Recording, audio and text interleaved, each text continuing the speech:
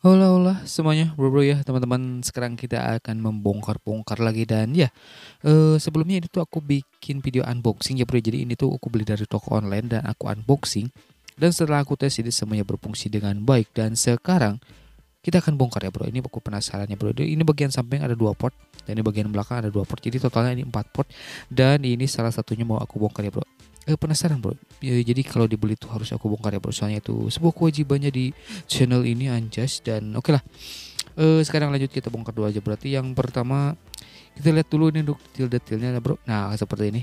Card reader all-in-one USB 2.0 ya bro. Jadi ini versi 2.0. Ya lumayan lah bro ya. Dan di sini ada beberapa bagian-bagian tuh ya kayak gini bro-bro ya, bisa teman-teman lihat. Itu bagian port USB-nya, dan yang pertama kita copotin dulu itunya tuh. Jadi ada kayak slider-slider itu gitulah bro ya. Lalu di sini ada bagian port USB-nya.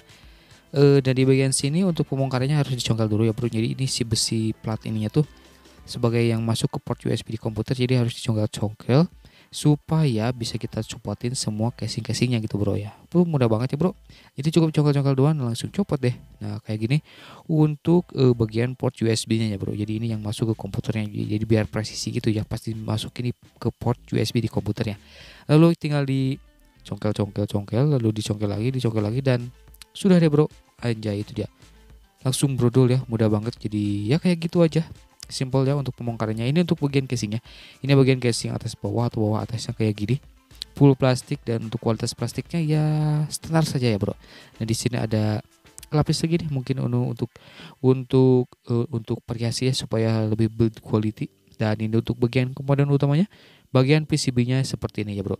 Jadi di sini ada plastik-plastik yang tersolder di PCB, dan ini untuk IC controllernya ini pakai chip tempel gitu ya bro, tuh IC tompel gitu. Nah aku kelihatan sama teman-teman ya. Dan ini untuk port-portnya bagian belakang seperti ini. Lalu ini di bagian sampingnya seperti ini. Jadi ini bisa micro SD, MMC, dan lainnya ya bro mungkin.